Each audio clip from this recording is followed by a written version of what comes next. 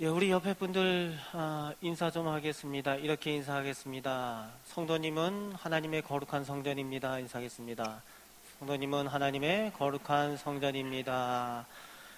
예, 여러분, 우리는 하나님께서 예배 받으시는 또 우리가 성령께서 거하는 하나님의 성전인 줄 믿습니다.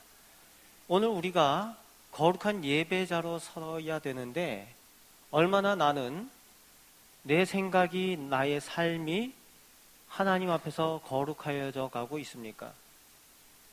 하나님께서 기뻐하시는 예배자가 되시고 성전이 되시는 성도들 되시길 바랍니다. 얼마 전에 한 집사님 한 분이 찾아왔었습니다. 그래서 이런 얘기를 해요. 목사님, 어젯밤에 제가 꿈을 꿨는데 꿈속에서 큰 뱀이 나타났었어요. 근데 그 뱀이 다리가 달렸더라고요. 그런데 그 꿈이 뭔지 몰라서 동생한테 얘기했더니 동생이 그 꿈을 자기한테 팔라고 했다는 겁니다. 여러분, 무슨 꿈일까요? 예, 무슨 꿈일까요? 예, 용꿈이라고 그러더라고요. 전 잘 모르는데. 그래서 동생이 그 꿈을 팔라 그래서 그럼 사가라고 그렇게 얘기를 했는데 그 동생이 묻더라는 겁니다. 그 뱀이 입에 여주가 있었냐 없었냐 이걸 묻더라는 거예요. 그래서 그걸 왜 묻냐 그랬더니 용인지 이묵인지 알아야 된다는 거예요. 그래서 목사님 그거 어떻게 생각하세요? 그래서 제가 그랬습니다. 잘합니다. 예수 믿는 사람 그런 거 몰라도 됩니다. 그렇게 얘기를 했는데 여러분, 쓸데없는 생각이지 않습니까? 그게 용이든지 이묵이든지 무슨 상관이 있습니까? 여러분, 우리가 가지고 있는 꿈이 있습니까? 또 오늘 우리가 이루어가는 어떤 꿈이 있습니까? 그 꿈이 무엇입니까? 오늘 제가 질문하는 그 꿈은 우리가 그냥 밤에 자다가 꾸는 그런 용꿈인지 개꿈인지 하는 그 꿈이 아니고 우리의 삶 가운데 우리의 인생을 이끌어가는 그 꿈이 무엇이냐라는 것입니다. 어떤 분들은 그렇게 생각을 하시죠. 이제 이 나이에 무슨 꿈을 꾸겠느냐고 그렇게 말씀하시는 분도 있을 수 있습니다. 그러나 브루스 에낙이라는 분은 꿈이 없다는 것은 미래에 대한 소망이 없는 것이다 라고 말을 했습니다. 여러분, 꿈이 없다는 얘기는 소망이 없다는 얘기죠. 그런데 오늘 우리 다음 세대가 소망이 없는 세대가 되어가고 있습니다. 우리 자녀들의 세대가 꿈조차도 꿀 수 없는 그런 어려움 가운데 있는 그런 시대를 맞이해가고 있다는 겁니다. 여러분, 우리 자녀들이 꿈을 꾸고 우리 믿는 이들이 꿈을 꾸고 그 꿈을 이루어가는 소망이 있는 우리 시대와 우리 다음 세대가 되길 바랍니다. 우리는 꿈을 가져야만 합니다.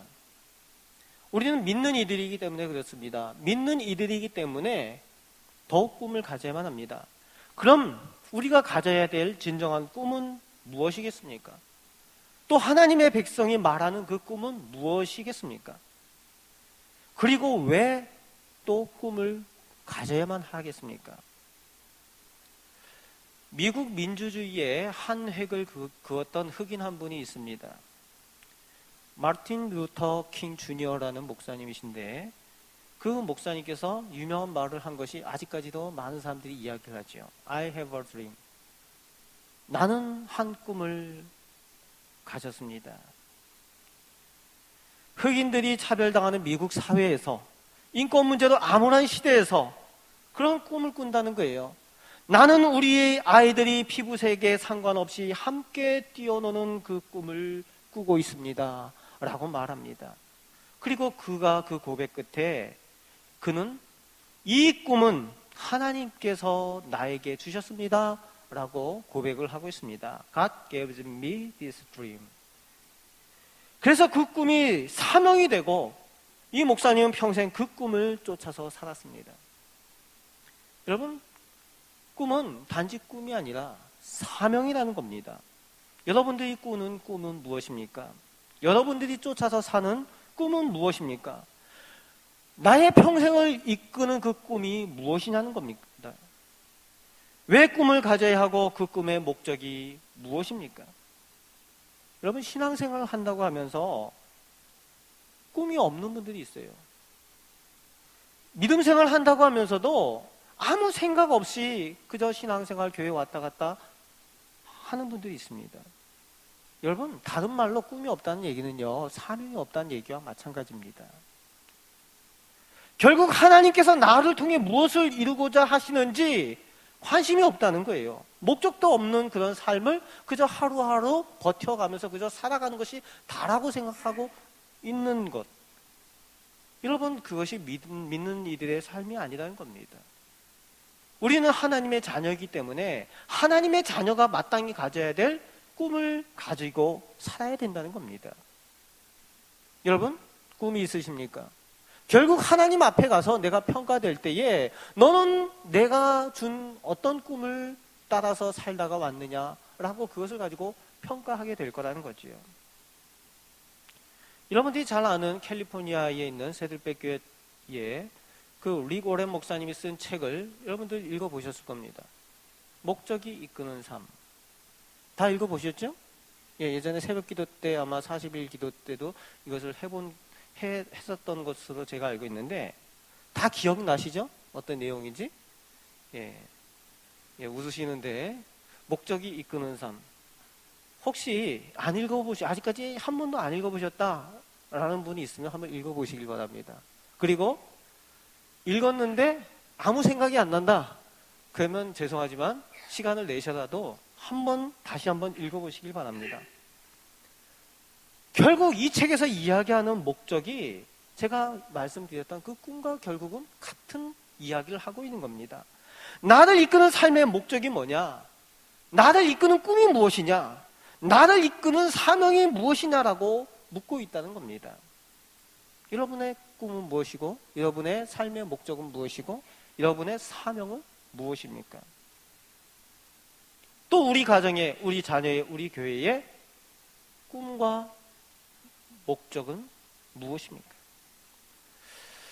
최근에 고등학교 학생 한 아이를 만나서 이렇게 이야기를 나눈 적이 있습니다. 이 아이가 매우 똑똑해요. 공부도 잘합니다. 공부도 잘하고 또 뛰어난 실력을 가지고 있습니다. 그래서 선생님들한테도 인정을 받습니다. 그리고 또 열심히 공부를 합니다. 하루에 4시간도 채 안 자면서까지 요즘 아이들답지 않게 그렇게 늦게까지 공부를 열심히 합니다. 그래서 이제 질문을 했습니다. 너는 나중에 무엇이 되고 싶니? 너의 꿈이 뭐니? 라고 질문을 했어요. 이 아이가 뭐라고 대답을 했을까요? 이 아이가 여러분들이 기대할 만한 그런 대답을 하더라고요. 제가 열심히 공부해서 학교를 졸업하겠습니다. 그래서 명문대를 입학할 겁니다. 그리고 그 명문대에 입학해서 고액과외를 하겠습니다. 그래서 고액과외를 해서 돈을 모으고 학교를 졸업하면 의사가 되든지 아니면 개인 사업을 해서 돈을 더 많이 벌 겁니다. 그리고 30세가 되기 전에 큰 좋은 건물을 사서 세를 받으며 쉬면서 살고 싶습니다. 그렇게 얘기를 합니다. 여러분, 그래서 꿈이 뭐라는 거예요? 건물주라는 겁니다. 건물주.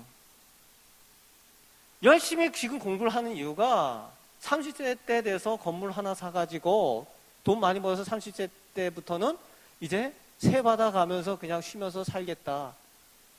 그게 꿈이라는 거예요.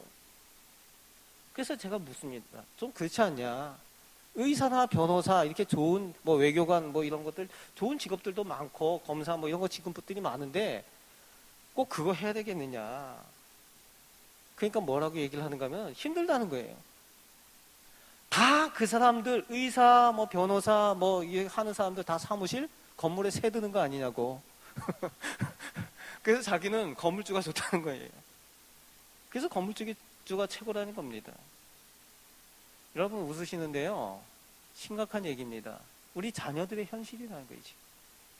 우리 자녀들이 가지고 있는 현실이라는 겁니다. 여러분, 더 큰 문제는 뭡니까? 거기에 하나님이 없어요. 이웃도 없습니다. 엄밀히 따지면은 이걸 꿈이라고 할 수가 없다는 거죠. 비전이 없다는 겁니다. 이게 우리 한국 사회의 현실이라는 겁니다. 남의 얘기가 아니죠. 여러분, 다시 한번 우리 성도의 꿈이 무엇인지 생각을 해야만 합니다. 오늘 우리 자녀의 꿈이 무엇입니까? 또 우리 교회의 꿈은 무엇입니까? 무엇이어야 합니까? 그 핵심 가운데 무엇이 있어야만 합니까? 하나님이 있어야 되는 거예요. 하나님의 영광을 위한 꿈을 가져야만 한다는 겁니다. 그래서 우리의 꿈은 무엇이 우리가 되어야 된다? 우리가 무엇을 해야 된다가 아니라, 즉 우리 자신에게서 우리의 꿈이 오는 것이 아니라 하나님께서 나에게 무엇을 원하시는가가 되어야 된다는 겁니다.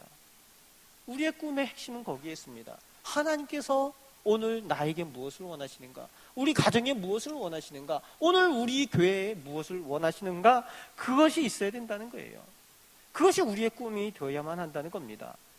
다시 말해서 우리가 소유해야 될 꿈은 우리가 가져야 되는, 그저 우리가 가져야 되는, 우리가 무엇을 해야 된다라고 가져야 되는 그 꿈을 이야기를 하는 것이 아니라, 하나님께서 오늘 나를 향해서 무엇을 원하시는가, 우리 교회를 향해서 무엇을, 우리 가정과 자녀를 향해서 무엇을 원하시는가, 그 꿈을 소유해야 된다는 겁니다.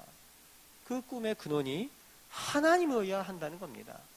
하나님께서 우리에게 꿈을 주시길 소망합니다. 여러분, 따라서 하겠습니다. 성도의 꿈은 하나님께로부터 옵니다. 그래야만 한다는 거예요. 우리가 무엇을 해야지, 내가 무엇을 해야지, 나중에 어떤 거 해야지, 이게 중요한 것이 아니라는 겁니다. 오늘 본문 말씀 가운데에 요셉이 꿈꾸는 내용이 있습니다. 요셉이 꿈을 꾸는데, 안 그래도 형들이 미워서 죽겠는데 이상한 꿈을 꾸어가지고 아주 형들을 열받게 만드는 장면이 오늘 본문 가운데 나오고 있는 거죠. 여러분, 형들이 요셉을 얼마나 미워합니까? 형이 10명이나 되는데 형들이 너무 미워합니다. 미워하는 이유가 있지요. 야곱이, 아버지가 편애를 하는 거예요. 물론 그 야곱이 그렇게 사랑하는 이유가 있죠. 야곱이 가장 아끼던 아내가 라헬 아니었습니까? 그 라헬이 낳은 첫 번째 아들이 요셉이었습니다. 그런데 그 요셉을 낳은 라헬이 일찍, 요셉이 어렸을 때 죽었지 않습니까? 일찍부터 엄마를 잃은 아이에 대한 그런 더 관심이기도 했었을 겁니다. 그런데 거기에 덧붙여지는 게 있죠. 요셉의 특기가 있어서 형들이 더 미워하는 거죠. 요셉의 특기가 뭡니까? 있는 그대로 정직하게 말하는 버릇이 있었어요. 그래서 특히 아버지 야곱이 알고 싶어하는 일을 그대로 꼬치꼬치 형들에 대한 이야기를 아버지 야곱에게 고자질해 바치는 거지요. 아빠, 형들이 양치다가 땡땡이 치고 있어. 그대로 얘기를 하는 거죠. 아버지, 형들이 양 잡아서 꼬치구이 해 먹고 있어. 뭐 이런 얘기를 그냥 하는 거지요. 성품이 있는 그대로 올곧은 사람입니다. 그러니까 미움 사기에 충분한 겁니다. 그런 성품을 가지고 있는 사람이 요셉이죠. 그 성품이요, 나중까지 계속 이어지지 않습니까? 술 맡은 관원장, 떡 맡은 관원장이 자기 꿈꾼 얘기를 할 때에 저 같으면은 꿈을 알아도 죽게 될 사람한테는 너 죽는다 이 얘기를 못 할 것 같아요. 그런데 요셉은 그대로 얘기를 하지 않습니까? 미움 사기에 충분한 그런 성품을 가지고, 특기를 가지고 있는데, 거기다가 이상한 꿈을 꾸어서 형들의 정신을 계속 사납게 하는 거죠. 그 얘기를 하니까. 이게 오늘 본문의 내용입니다. 그런데 이 요셉이 이 꿈을 꾸고 싶어서 꾼 겁니까? 근원이 다른 거지요. 내가 이 꿈을 꾸고 싶어서 꾼 것이 아니라 하나님께로부터 이 꿈이 왔다는 거예요. 그래서 11절 말씀해 보니까 그의 형들은 시기하되, 형들은 못 모르고 화를 내고 시기를 하지만 그의 아버지는 그 말을 간직해 두었더라라고 기록을 하고 있습니다. 무슨 얘기입니까? 그의 아버지는 그 말을 간직해 두었더라. 무슨 얘기냐면은 이미 아버지 야곱은 그 꿈에 대한 경험자이기 때문에 그래요.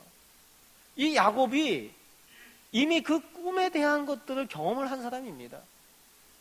야곱이 아버지 이삭을 속여서 축복권을 가로채가지고 에서 대신 축복을 받고 들통이 나가지고 도망을 가지 않습니까? 도망가다가 베델에서 사닥다리의 꿈을 꾸게 되지요. 그 꿈 가운데에 하나님께서 나타나셔서 축복하여 주시고 은혜 베푸시는 그 약속을 그 꿈 가운데 받게 되지요. 그리고 역시 야곱의 인생이 어땠습니까? 그때 받은 그 꿈에 이끌려서 그의 인생을 살았던 것이 야곱의 인생이었습니다. 그러니까 그 꿈의 경험자 야곱은 그 요셉이 꾼 꿈에 대해서 이야기할 때에 이것도 역시 하나님께로부터 왔을 것이다 라고 그 말을 간직했다는 겁니다.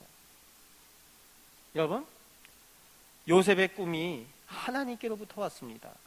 그리고 그 꿈이 평생 요셉의 인생을 이끌었습니다. 그 꿈이 있었기에 요셉이 상상할 수 없는 고난과 고통 가운데 있음에도 불구하고 낙심하지 않고 실망도 하지 않고 불평도 하지 않고 그렇게 인생의 성공자가 되었습니다. 그 꿈이 그의 인생의 능력이 되었다는 겁니다. 여러분, 하나님의 꿈을 꾸시는 성도들 되시길 바랍니다. 그럴 때에 그 꿈이 우리 성도님들 하나님 나라 갈 때까지 그 꿈이 이끌어가고 그 꿈이 능력이 될 줄로 믿습니다. 여러분, 그 꿈이 있으십니까? 우리 중에 왜 이런 꿈이 없습니까? 우리 가운데 이런 꿈을 소유하지 못한 분들이 많이 있습니다. 왜 그렇습니까? 너무 피곤해서 밤에 깊이 잠을 자서 꿈을 못 꾸는 걸까요? 아니면 하나님께서 우리들에게 원하는 바가 없어서 꿈을 주시지 않는 걸까요? 그렇지 않다는 겁니다. 여러분, 어떻게 우리는 하나님께서 주시는 꿈을 소유할 수가 있습니까? 하나님께서 주시는 꿈을 소유해야 되는데 어떻게 그 꿈을 소유할 수가 있냐는 겁니다. 요셉의 특징을 살펴보겠습니다. 요셉이 꿈을 소유한 이유가 있어요. 요셉의 가장 큰 특징은 하나님께서 그와 함께 동행함으로 그가 형통한 자가 되어 라는 말씀이 성경 가운데 나오지요. 하나님께서 그와 함께 하심, 그리고 그가 형통한 자가 되어, 이 내용이 이 요셉에게 있어서는 별명과 같이 따라 붙는 내용입니다. 하나님이 그와 함께 계시고 그가 형통한 자가 되고 공식처럼 그의 별명처럼 되어집니다. 여러분, 하나님께서 그와 동행하셨다는 거예요. 그런데 여기서 우리가 알아야 될 것은 요셉이 그냥 가만히 있는데 하나님께서 그저 요셉과 가까이 계시고 동행하셨겠느냐? 우리가 여기서 확실히 판단해야 될 일이 있습니다. 하나님께서 동행하시는 사람들의 특징은 하나님께서 함께 하신다와 동시에 나도 하나님께 가까이가 꼭 있다는 거예요. 내가 하나님과 함께라는 의지적인 믿음이 그곳에 있다는 겁니다. 여러분, 내가 그냥 가만히 있는데 하나님께서 함께 하신다, 이것이 아니라는 겁니다. 상호 가까이라는 거예요. 따라서 해보겠습니다. 상호 가까이, 서로 가까이, 하나님께서 나와 함께 가까이, 나도 하나님께 가까이, 그렇게 가까이 나아갈 때에 우리가 함께 동행이 된다는 겁니다. 이것이 하나님과 동행한 사람들의 특징입니다. 믿음의 조상 에녹에 대한 얘기를 창세기 5장 21절에서 24절까지 찾아볼 수가 있는데, 에녹이 하나님과 동행하더니 이렇게 표현하고 있습니다. 하나님이 에녹과 동행하더니 이게 아니라 에녹이 하나님과 동행하더니 라고 표현을 하고 있습니다. 여기서 동행의 주체가 하나님이 아니라 에녹으로 표현을 하고 있어요. 에녹이 하나님과 동행하더니. 여러분, 이것처럼 요셉은 늘 하나님과 늘 함께하는 의지적인 믿음을 소유한 사람입니다. 따라서 해보겠습니다. 의지적인 믿음. 의지적으로 하나님께 더 가까이 나아가는 믿음을 소유했던 사람이 요셉이라는 겁니다. 그 내용들이 곳곳에 나와요. 보디발의 아내가 요셉을 유혹을 하지 않습니까? 유혹을 할 때에 요셉이 뭐라고 대답을 하는가 하면, 내가 어찌 하나님 앞에 범죄할 수가 있겠습니까? 라고 그 유혹을 뿌리칩니다. 하나님과 동행하는 그 의지적인 표현을 쓰고 있는 겁니다. 또 충분히 애매히 당하는 고난 가운데 있었습니다. 그죠? 애매히 당하는 고난들 아닙니까? 요셉이 겪는 고난들이. 그럼에도 불구하고 하나님께 원망할 수도 있는데 원망하지 않고 불평하지 않으며 더욱 하나님과 동행한 사람이 되었다라고 성경은 기록하고 있는 거지요. 또 꿈을 해석하는 일들을 잘했습니다. 꿈을 해석을 잘해서 잘 맞춘다. 그러면은 내가 잘났고 실력이 있다라고 할 수 있는데, 그는 늘 뭐라고 표현하는가 하면은, 이 꿈은 하나님께 속했습니다.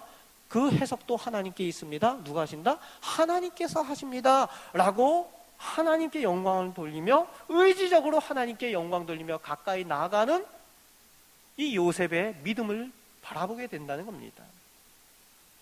그리고 나중에 이후에 아버지 야곱이 별세한 후에 이 원수 같은 형들 앞에서 뭐라고 이야기를 합니까? 요셉의 고백이 정말 원수 같지 않을까요? 저 같으면 그렇게 못할 텐데 이렇게 얘기를 하는 거죠. 이 모든 것들이 누가 하셨다? 하나님의 선하신 계획 가운데 이 일들이 이루어졌다라고 고백을 하는 것이 요셉의 고백이라는 거예요. 하나님께 가까이 나아가는 의지적인 모습을 그 고백 가운데 확인할 수가 있는 거예요. 내가 어려운 고난을 당하고 형들의 미움 가운데 이런 어려움을 당했는데도 하나님께서 이렇게 하셨습니다 라고 하는 의지적인 믿음을 표현하고 있는 겁니다. 여러분, 성경 가운데에 하나님과 동행하는 사람들의 특징이라는 겁니다. 이분들의 특징이 하나님이 무엇을 원하시는지 그것에 관심이 있어요. 하나님이 무엇을 원하시는지 알게 되니까 하나님께로부터 오는 그 꿈을 소유하게 된다는 겁니다. 그리고 그 꿈이 평생의 사명이 되고 평생 인생이 그 꿈에, 하나님의 꿈에 이끌려 살게 된다는 거예요. 하나님께 인정받는 인생이 될 수밖에 없고 하나님께서 복 주시고 동행할 수밖에 없는 인생이 된다는 겁니다. 여러분, 이런 인생 소유자 되시길 바랍니다. 하나님과 더욱 가까이 나아가시길 바랍니다. 하나님과 동행하시길 힘쓰시길 바랍니다. 하나님의 꿈을 소유한 우리 성도들이 되시길 바랍니다. 그렇다면 마지막으로 하나님의 꿈을 이제 어떻게 이루어 가야만 할까요? 하나님께부터 나에게 주어지는 꿈, 그 사명을 내가 가지게 됐다면 그 꿈을 어떻게 이루어 갈 수가 있겠습니까? 미국 물리학 교수 닥터 다스는 이런 얘기를 합니다. 오늘은 당신이 살아온 마지막 날이다. 하지만 동시에 당신이 앞으로 살아가야 할 날들 중에 가장 이른 시간이며 첫째 날이다 라고 오늘에 대해서 이야기를 합니다. 그래서 이 다슨이라는 교수님은 늘 새로운 꿈을 가지고 그 60이 넘은 그 나이에, 70이 가까이 된 나이에도 늘 새로운 도전을 합니다. 교수이면서 박사이면서 더 이상 할 것이 없을 것 같은데 방학 되면 늘 대학에서 학생으로 다시 등록을 하고 그 가운데에 철학이나 신학을 배우기도 하는 분이 이 다슨이라는 교수님이었다는 겁니다. 여러분, 하나님의 꿈을 어떻게 우리가 이루어 가야 할까요? 하나님의 꿈을 이루는 첫 번째는, 첫째, 성실함과 최선입니다. 따라서 하겠습니다. 성실과 최선. 하나님께서 주신 꿈을 이루어가는 일에 있어서 성실과 최선이 필요합니다. 하나님께서 허락하신 새로운 날들을 맞을 때에 이 시간들, 이 날들을 은혜로 여길 수 있어야 돼요. 새 날이 시작될 때에 그 날이 하나님께로부터 주어지는 은혜로 감사할 줄 알아야 된다는 겁니다. 그럴 때에 그 날들을 성실히 살아갈 수 있고 나에게 맡겨진 자리에서 최선을 다할 수가 있다는 겁니다. 여러분, 오늘 하루가 귀하십니까? 오늘 이 시간 예배 자리에 나오신 이 시간이 귀하십니까? 그것을 귀하게 여기고 감사하실 수 있으시길 바랍니다. 요셉은 원래 어떤 사람입니까? 부잣집 도련님 아니에요? 그 족장 시대에 그 큰 족장, 그 요셉의 가장 사랑받는 아들이 이 요셉 아니었습니까? 이 야곱의 아들? 그런데 이 족장이 가장 사랑받는 아들의 신분에서 노예로 팔려가야 되는 거죠. 부잣집 도련님에서 하루아침에 노예가 되는 신세 아닙니까? 그런데 이 요셉은 신세한테 하는 것이 아니라 어디에 있든지 최선을 다하고 성실했던 것을 성경 가운데 볼 수가 있는 겁니다. 보디발의 집에서 노예 생활할 때에, 또 감옥에 들어가서 죄수 생활할 때도 나에게 어떤 일들이 맡겨지든지 그곳에서 최선을 다했어요. 왜 그렇습니까? 이 모든 과정이 하나님께서 하나님의 꿈을 나를 통해서 이루시는 그 과정으로 요셉은 믿고 있었기 때문에 그렇습니다. 그렇기 때문에 성실하고 최선을 다할 수 있었다는 겁니다. 그 가운데 보너스가 있죠. 무엇이 보너스입니까? 그 가운데 하나님의 형통하심을 체험하게 되었다는 겁니다. 그래서 이 꿈이 하나님께서 나에게 주신 꿈이 확실하구나 라고 확신을 가지게 되는 거죠. 여러분, 하나님의 형통함을 체험하기 위해서는 우리가 최선을 다하고 성실히 무언가를 해야만 하는 거예요. 다른 말로 아무 일도 하지 않으면은 그 형통하심을 체험할 수가 없다는 겁니다. 성실하고 최선을 다할 때에 하나님의 형통하심을 체험하게 됩니다. 하나님의 꿈을 확신하게 됩니다. 그리고 하나님과 사람 앞에서 인정함을 받게 됩니다. 이런 은혜가 우리 가운데 있으시길 바랍니다. 또 하나님의 꿈을 이루는 다음 두 번째는 따라서 하겠습니다. 인내와 기다림. 인내하고 기다린다는 거예요. 하나님의 꿈이 언제 이루어집니까? 하나님의 꿈이 하나님의 때에 이루어집니다. 따라서 하겠습니다. 하나님의 꿈은 하나님의 때에 이루어집니다. 이것을 믿어야 됩니다. 요셉이 이것을 믿었습니다. 그래서 인내하고 기다릴 수가 있었습니다. 출애굽기 40장에 보면은 술 맡은 관원장과 떡 맡은 관원장이 말 그대로 왕의 미움을 사서 투옥이 되지요. 감옥에 들어오게 됩니다. 근데 똑같이 두 사람이 꿈을 꾸게 되는 거죠.